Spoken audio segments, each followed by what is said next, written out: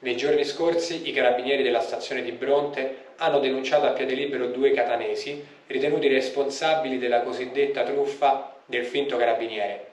Per il principio di presunzione di innocenza la loro posizione non è ancora definitivamente accertata e il giudizio di merito servirà a verificare le eventuali effettive responsabilità.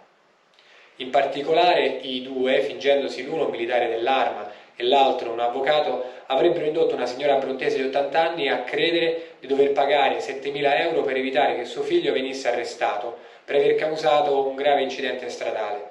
In questo modo i due truffatori riuscivano a farsi consegnare dall'anziana 1.500 euro in contanti, oltre ad alcuni monili d'oro che la stessa custodiva in casa.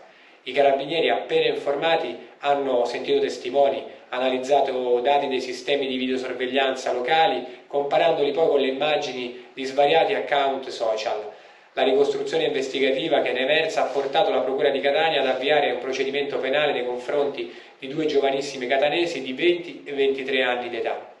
A chi dovesse incappare in questa odiosa frode, l'Arma consiglia sempre di chiamare il numero unico di emergenza 112 e riferire subito ai carabinieri, quelli veri, cosa è accaduto. Sono già diversi gli incontri in programma per il 2026 in tutto il territorio etneo che seguono quelli già svolti nel corso degli altri anni e che mirano a sensibilizzare e informare la popolazione. Se sospetti di essere vittime di una truffa, chiama il numero unico di emergenza 112.